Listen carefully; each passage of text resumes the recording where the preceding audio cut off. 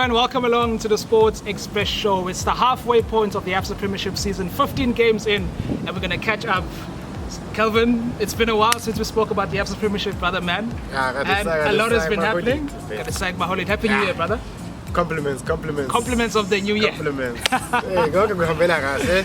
La Liga, PSL, EPL. Go ke kuhambela kahle. Nah, it's one of those years, brother, where we just have to receive everything, you know, and internalize. Ooh. So we're gonna start on that point at the top of the table because there's only been one team that's been at the top for the entire season, right? Hey. Let's just get Chiefs out of the way, like we did with Liverpool. Man. Right, Let's so just get them out the way. it's been a bit topsy-turvy for Chiefs. Funny enough, because the gap was 13 points rather. 13. It was reduced to 4. I blew it. The memes came out. I blew it. I blew it. And then Sundowns dropped points, and it's now gone back to 6. Yeah, man, it's a roller coaster. Yeah. But then, for me, this is the point where the log or the league will be won or lost. Like in January right now, if you look at the games coming up for the Sundowns and also for Chiefs, the games coming up, and also for Vets, it's very crucial games against the big teams. You know, those draws that can actually like hinder your performance or hinder your progress in the league. But man, look, Chiefs losing, not losing, but not winning in the 2 games before yesterday. Lost to Super Sports. They lost to Super Sports, yes, and then they drew the other one. Marisburg, Judas. Let's not talk about Judas. Fixing the county. Look, man, yes, they drew against Marisburg, and then, of course, losing to Super Sports. And the birthday win. Yeah, the birthday win. Highlands It was. I mean, Highlands just did not pitch up for me, man. They didn't. Abo Shabulile and Doro came out in the first half and half time. He came out. He wasn't performing. They looked really nervous the entire game. Nervous. They looked fatigued. You know, I don't know, man. Their first game coming back from holidays. I don't know, maybe. Yeah. But for I think they were just stunned by the whole occasion. Look, man, Highlands Park. Remember when they played against the Sundowns at home? Like they were a very attacking team. They just didn't bring that. They just, all over the place defensively, all over the place. It was just the keeper Hughes who, for me, performed really well. I know the scoreline shows that he let in 3 goals. Put in some good saves. But he put in some good saves in the game. And look, man, for me, Castro, he stepped up, man. He stepped up. The absence of Nukovic. Nukovic, he was suspended after getting a yellow card against the Super Sports. Castro, he stepped up, and for me, that's the kind of Kaizer Chiefs. That's the starting lineup. Like I prefer, of course, with when Nukovic is back, I'd also put him in. But I'm speaking more on defensive wise or in the midfield, like Upakasno and Katsande instead of Umalulega alone. George Malulega is a player who needs. Although he can play deep, but he needs that support when defensive wise. So he cover him. Yeah, because he's very good going forward. George, you've seen him, and he is. And as they actually do some wonders. Zuma came in for Cambodia quite early. Yeah, man. Look, Cambodia's had a torrid season. I can say that, man. Look, the season is just the head injury as well. Head injury, like Nukovic is suspended. You come in, and it's your chance to prove yourself on a big occasion. 50 years, and then you get injured, man. Cambodia, after being the Zambian player of the year, and he comes and have such a bad season in South Africa. No assist, no goal so far, nothing for him. Look, man, Cambodia is just, for me, I feel sorry for the guy, man. But look, Chiefs are doing good. They are playing the way they should be. And if they continue this way, they're going to be champions by no means, and they're going to actually deserve it, all of it. Look, when Sundowns, they can chase them as far as they want, but then if Chiefs continue winning, there's nothing Sundowns can do. Even Sundowns, if they continue to win all their games, they still won't catch up to Kaizer Chiefs as it stands right now. But yeah, man, look, Wits, they're coming. Yeah. They have a lot of game in hand, and if you remember clearly, just because you have like 3 or 4 game in hand, it doesn't mean you're going to win all those games. All those points. So it's a really big setback for them in terms of they're not getting those games. They're going away in Africa. I think they're going to travel to Egypt and come back and play. So that's all going to have an effect on them. Look, man, Wits are having a very busy schedule. And Coach Kevin Hart said he doesn't have a team or he doesn't have the depth in the squad. That's why he's going into the MDC guys who saw the guy, the 18-year-old human coming in against the Sundowns, and that other looked guy. very promising, huh? That very promising, and this other guy in the midfield, I can't remember his name, it's Kunyundile or something. 17 years old, he was playing, he started in the midfield. Of course, Umonare wasn't there.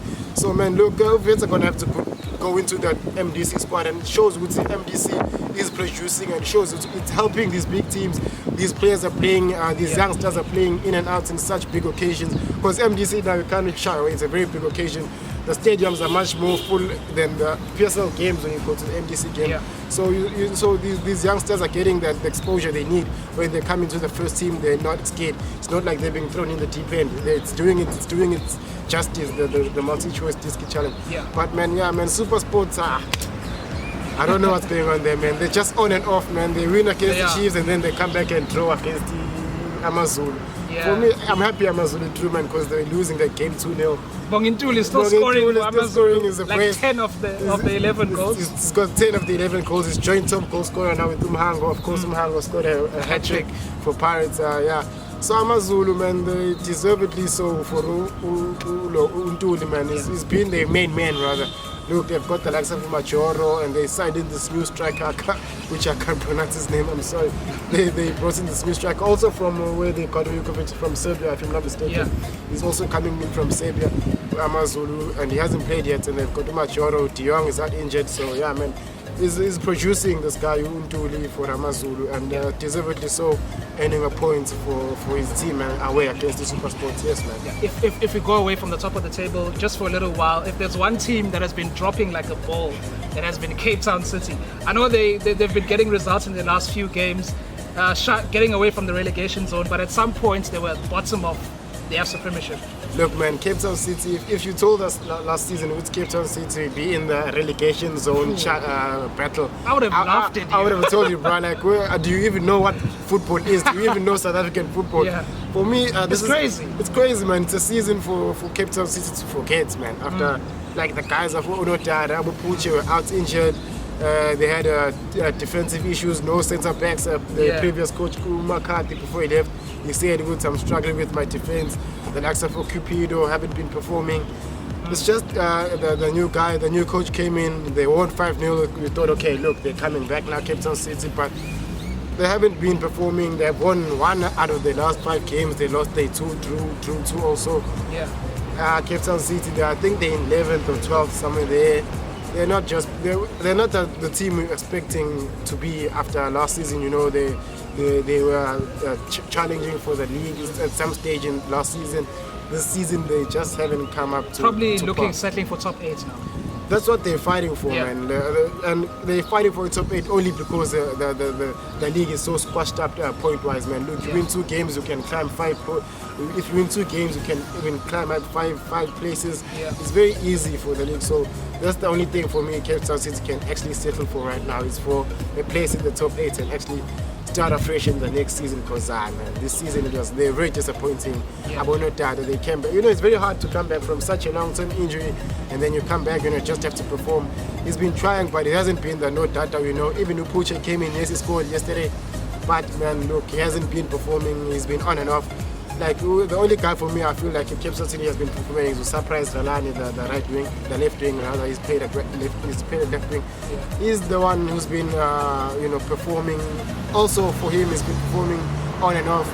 They brought in Umayambela, he played, and then he's not in now for the past 2 games. I haven't seen him play. So yeah, man, things are not just going in the right direction for the Cape Town City, but hopefully they'll come back and pass back to the team. I want us to wrap it up with the Buccaneers. Abafana Bako started the year with a draw, a bit of a slow start to 2020, but an emphatic win against Polokwane City, and they look to be in quite a resurgence under the new coach as well. Yeah, look, man, Joseph Zinpower, JZ, he came in. He's got a draw and 2 wins. Yeah, so man, look, looking to get the best out of Umhango. Yeah, man, Umhango scoring a hat-trick is a joint top goal scorer, as I said earlier. Excuse me. So man, look, Pirates, they won against the Polokwane City that's lost 11 of their last 12 games. Very poor. Very poor Polokwane City. But then look at Pirates. For me, that's the kind of that's the football they have been playing this whole season. Yeah. They've been playing attacking. Just not football. converting. They're just not converting, and they're converting. Now the goals are coming. When they're converting, you don't worry about defensive wise. But for me, I'm still worried defensively because man, look, they play against the Polokwane. They should have kept the clean sheet there. Pirates haven't kept a clean sheet in their last 6 games. 6 games, no clean sheet. That's concerning. And you're a big team, and it's very concerning, man. No, they at some point before this game, they were like the joint top goals conceded team with 23 goals, if I'm not mistaken. Yeah. Joint top with the Polokwane and the Cape Town City. The last time I looked at the log, but they were right there with the top 2 teams that have conceded the most goals in the league, Pirates. So that's not very good for a team. They're in 5th position. It shows if they just held it at the back, they could be challenging Kaizer Chiefs. They could be challenging Sundowns for the top spots, man. But they're in 5th place. They're still chasing Abo Super Sports and Abo Vets. They're still far off Kaizer Chiefs. I think they're 10 or 14 points behind Chiefs. The season, the log for Pirates is just out. The best they can do is just go for maybe 3rd or 2nd. Yeah. That's the African best. spots. Yeah, that's the best they can do right now. Pirates after such a bad season. Look, they coach. No, the other one Milton Srederovic. He left for Egypt. Yeah. Rulani came in. Mitchell. Yes. What's Luma? Just say Mitchell. He left for Zamalek. Yeah. He left and he's gone now. Zamalek. Rulani came in. He tried, man. He was too tactical and he wanted to do too much in such a short space of time. Didn't do well. He was promised the whole season.